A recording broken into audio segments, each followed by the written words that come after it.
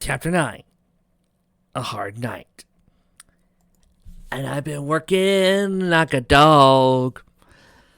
For the next 2 weeks, Dinky's request hung over my head like a row of giant neon signs in Las Pegasus. Instead of a different sign every time you pass, the exact same sign over and over again. I couldn't tell Derpy what Dinky asked of me. How could I? For all I knew, she wouldn't believe me. Tell me that her sister wouldn't say such things, call me a liar. That was even the worst case scenario in my highly negative mind. I wouldn't blame her if she did. Because what Dinky asked has kind of been on my mind a lot lately. But what if she did believe me? Would she think I thought she was ugly? Would she think that I thought she was ugly? My mind's been completely out of control. I couldn't think straight. I barely ate, barely slept, and I couldn't write anything resembling a coherent sentence on a piece of paper. What do? Just then I heard the door slam shut, and Derpy ran past my office, straight into the bathroom, shutting the door in the blink of an eye. I heard the shower running, and the faintest sound of her crying. "Derpy?" I called out. No answer. I got up from my chair and headed to the bathroom door. The sounds of her sobbing became louder as I got closer. "Derpy?" I knocked on the door. "Don't come in," she said. "I don't want you to see me like this." Hearing that, I had to know that what was wrong. Slowly, I opened the door, and there she was, kneeled down in the shower. I could have said, looking at the bottom of the tub, I saw blood. Rusty to her, she turned to me, revealing a cut above her right eye. "Derpy, what happened?" I yelled as I started cleaning the wound. "I was leaving the apple farm when I got dizzy. I hit an apple tree on my way out." "Did any of them see this?" Derpy shook her head. "I told you didn't. I didn't want you coming here. Now you're mad." "I'm not mad. I'm worried." "Don't worry about it. You'll be fine." "This is a bad cut. I'll take you to the hospital." Before I could leave, she lashed onto my foreleg, bringing me back down to her. I could see the tears pouring from her eyes. "No," she said. "I don't want to go to the hospital. It's okay. I've been through worse." "Worse?" My eyes widened. "Worse than this? I just can't stand by and watch you get hurt." I tried to leave again, and she forced me back down. There was no stopping her. "Please," she pleaded. "Don't go." I looked upon her eyes. I sighed. Against my better judgment, I did not leave. Put a hook on her cheek and kissed her under the running water. "I'm not going anywhere," I reassured her. I gave in to my wish. I didn't take her to the hospital, even though I wanted to. Instead, I helped clean the wound, applied a bandage, and she went back to her cheerful self. It was hard for me to see her like this, but thoughts were my mind. If she wasn't happy with herself, why would she be reluctant to see a doctor? Was it denial? Stubbornness, maybe? I didn't know. The next couple of weeks were better. No accidents, no wounds. She came home on time, with a familiar smile I loved. Her cut healed quickly and didn't leave any mark. I was relieved, thinking that the wound was much worse than when I first saw it. Maybe I was being overdramatic. Maybe things would be okay after all. Then came that night. I played this event many times in my head, trying to figure out how I was going to write this. This is easily the hardest part of the story to tell. Remembering every little detail, every emotion I felt, every tear dropped makes me fall to pieces.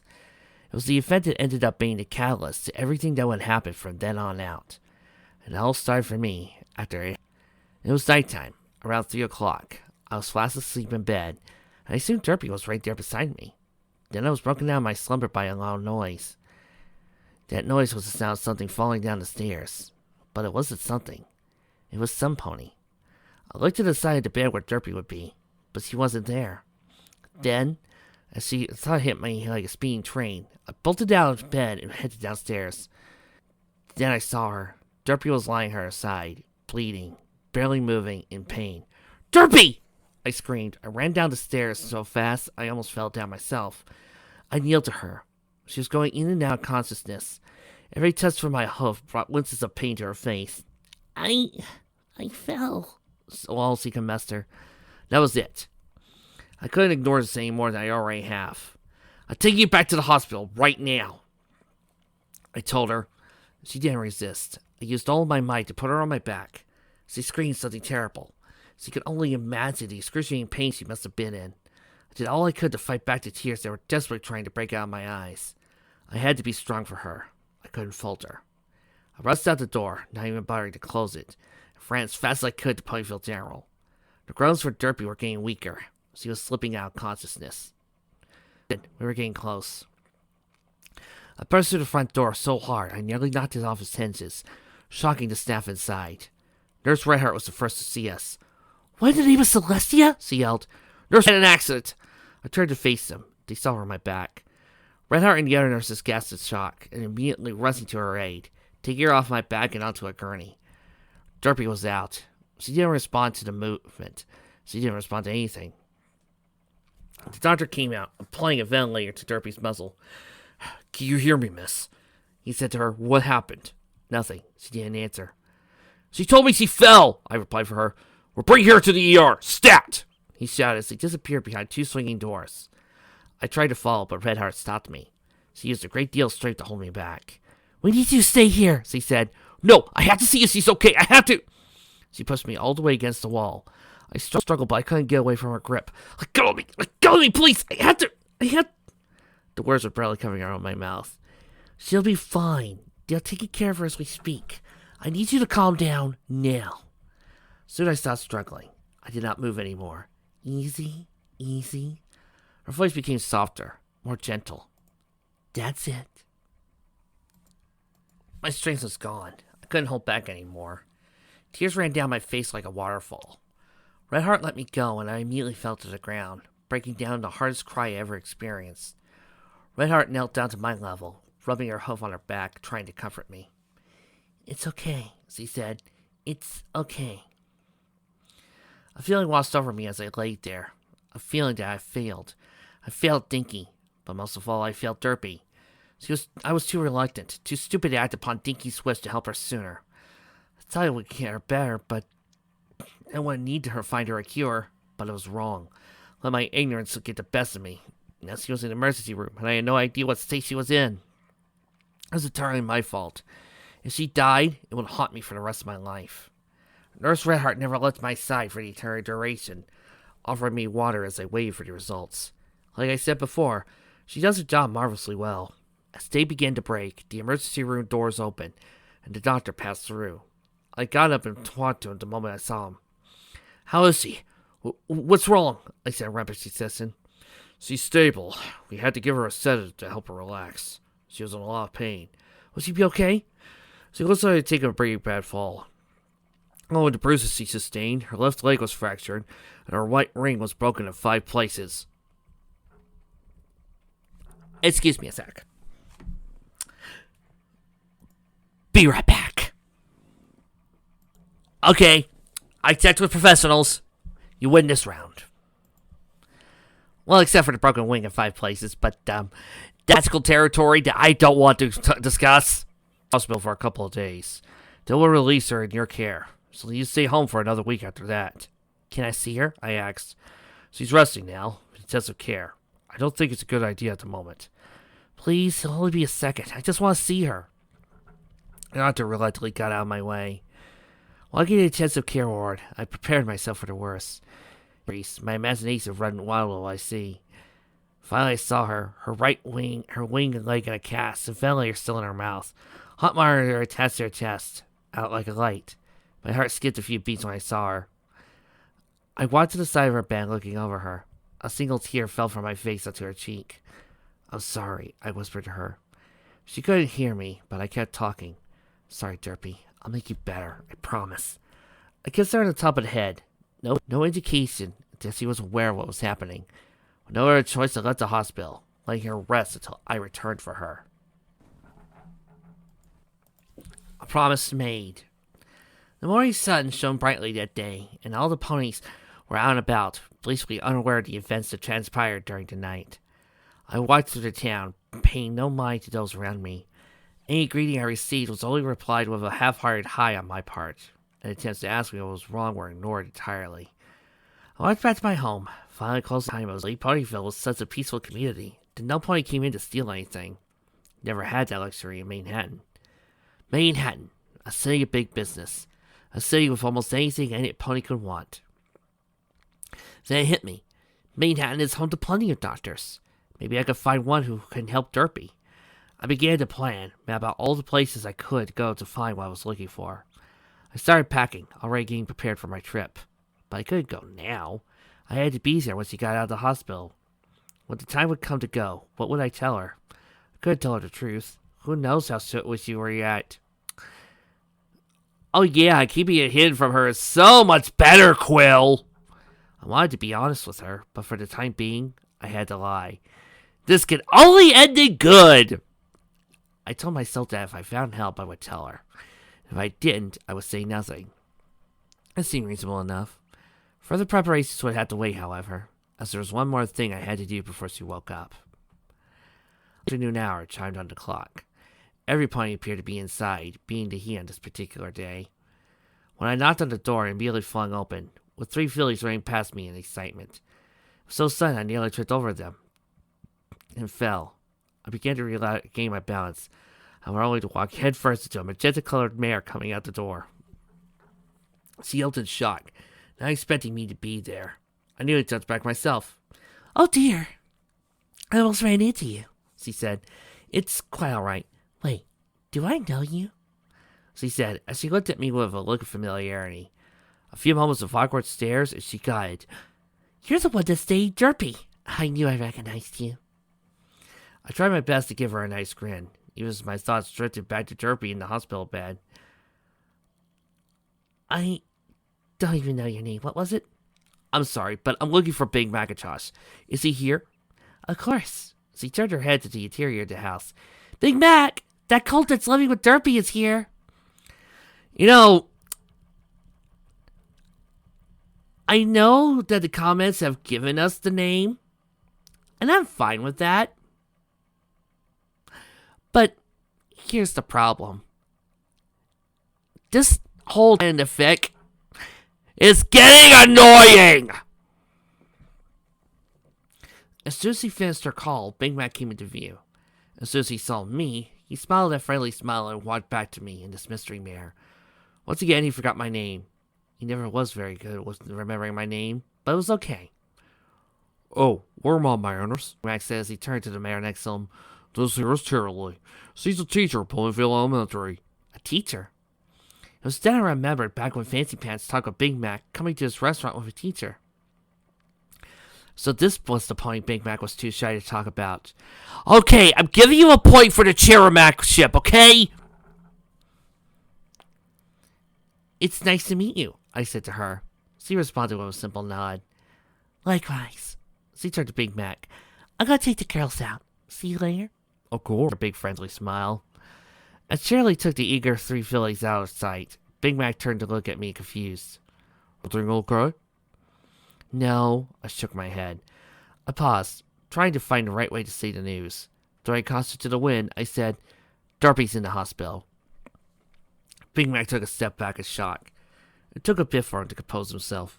Is she alright? The doctor said, but she took a bad fall. Before she's better. Oh my. What about you? Are you alright? He asked. I appreciated his concern. I'll be alright. I'm actually here to ask you a favor, if you're not too busy. No, I'm not busy at all today.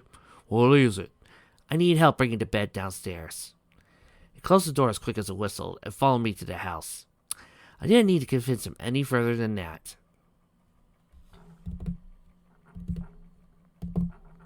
Quill! Bring your head closer. Closer. Closer. That's it. Why didn't you do this earlier? Actually, why didn't Derpy say anything about this? Why didn't you figure this out? Actually, now that I think about it, was this really the first time Derpy's ever had a problem with stairs? Was this really the first time she's ever messed up with stairs? You didn't notice that she lived in a first floor apartment, or that she lived in a 1-story house with no second story? Did you just not notice? Did you not think to ask first? And Derpy's not blameless in this either. If she knew she had a problem with stairs, she should have said something. You guys could have worked together and gotten yourself a nice 1-floor apartment or something. I mean, I know I prefer having a 2-story house, but hey, well, you have a studio and a bookstore downstairs that really needs maintenance. Having a second story where you live is really important. Yes, and you need to start cleaning it. I know tricks. But you could have got one of those. Don't tell me you needed somebody else to help you bring down the bed. It's just a bed! When we started bringing down the bed, I told him what happened. I told the story as best I could without going into tears, but I could see the sadness on Big Mac's face as the tale progressed. The bed itself was awfully heavy. I never had to move it before, and I was ever so thankful for Big Mac's assistance. Yeah, what? Never had to move it before.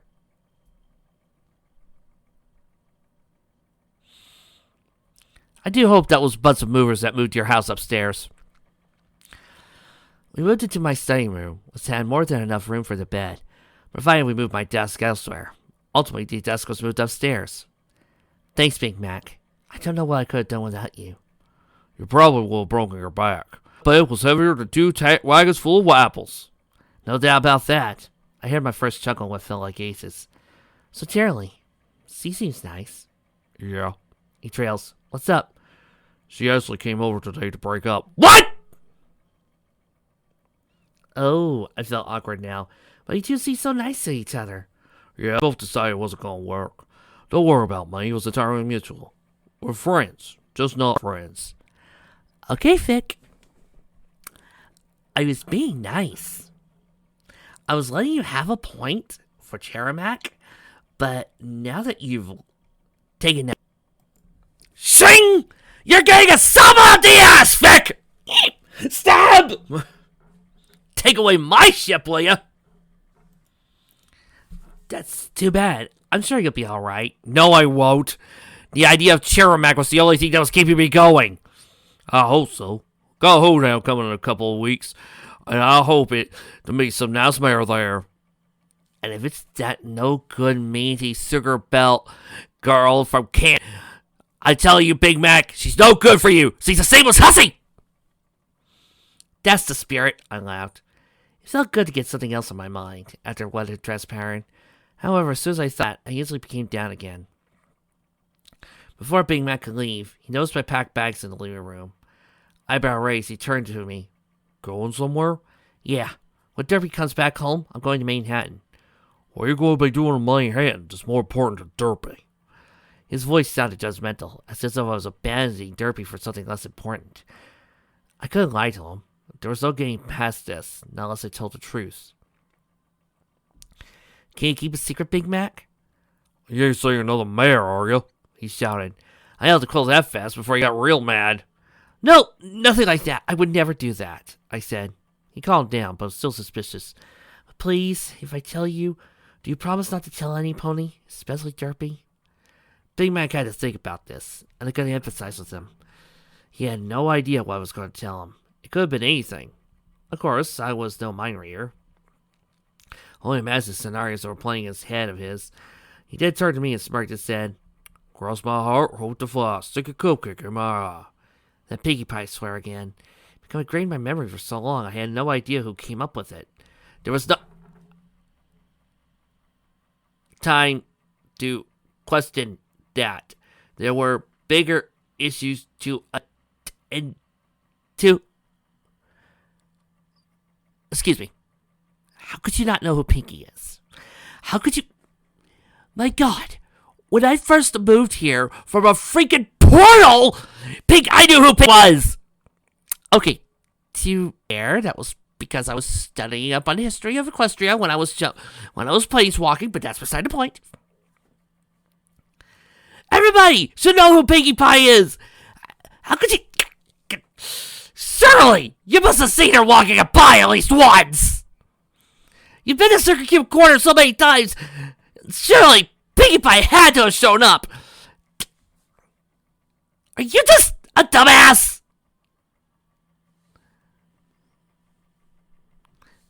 There's no time to question that, as there were bigger issues to attend to.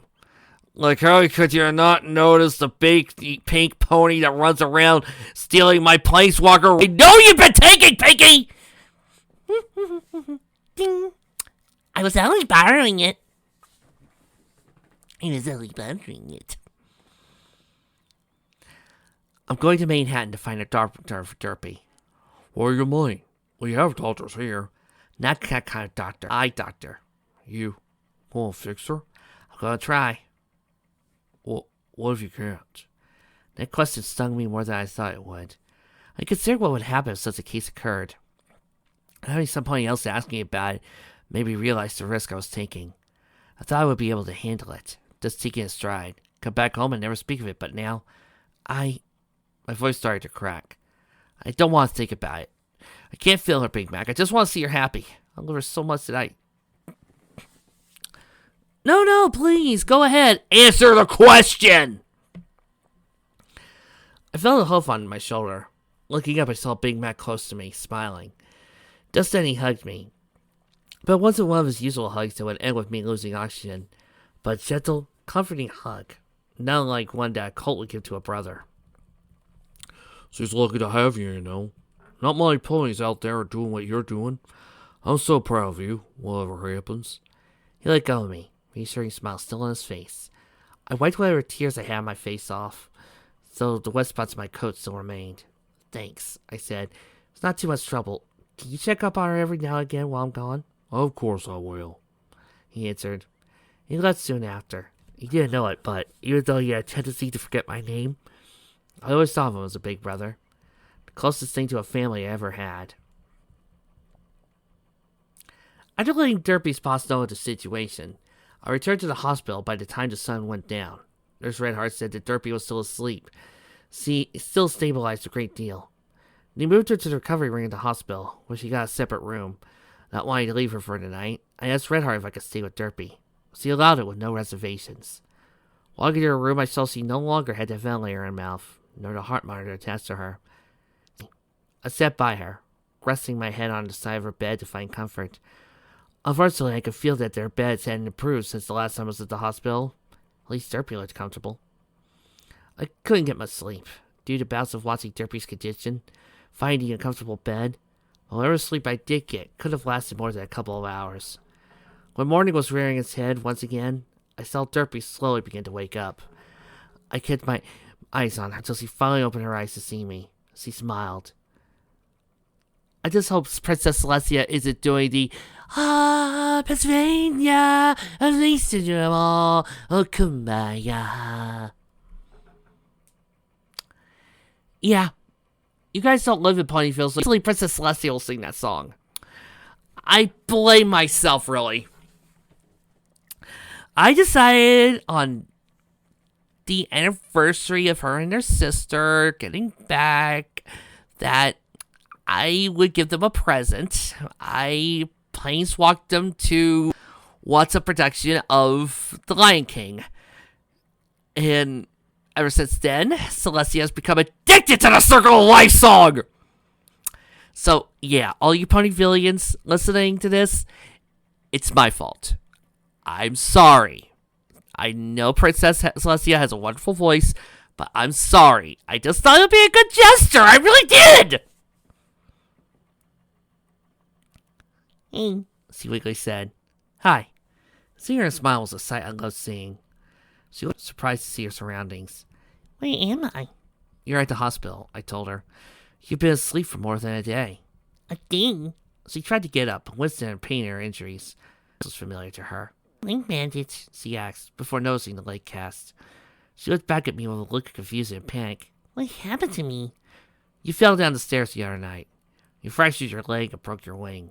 The doctor said you're going to be fine in a few days. She buried her face in her hands. Oh, good work! What's my boss gonna say? It's all taken care of. He's aware of what happened. She sighed, looking back towards me. She placed her hoof onto mine. Are you looking? She asked with a bit more concern for myself than her. You gave me a bit of a scare, but I'll be okay. She leaned to me, finding the pain to give me a gentle kiss on the lips. As much as I would normally welcome a kiss such as that, the thought of my journey to Manhattan was still in my mind. She noticed. What's the matter? I thought about a story I had to tell. She had a gift for seeing through me, and I had to make the story convincing. I have to go away for a while. She placed her hoof on my shoulder, trying to hold me down from leaving, as if I was going to leave her right then and there. Was it something I did? I messed this up, Nine. She began to crack. Oh, bright idea, jackass! It's not that, I quickly replied. I got a letter from my editor at the Equestrian Sun-Times. She wants to meet with me to discuss something. You could have led with that, dingus. Oh, she said, embarrassed at her little outburst. What does he want? I don't know. Hopefully it's something good. When do you leave? Tomorrow, after I bring you back home. She looked down at her bed, noticeably upset. Don't worry. Only for a few days. Big Mac said he'll check up on you every now and again. Okay, she said timidly. You sure it's not something I did? Absolutely positive, I said convincingly. She attempted to lean forward to me again, but I decided to meet her halfway. I did not want her to be in more pain than she already was. I embraced her, and she embraced me. I held her as tight as I could, as it would be a while before I could do it again. I'm gonna miss you, she said, as I could feel a tear fall on my shoulder. Gonna miss you more. I hope the news you receive is good. Me too.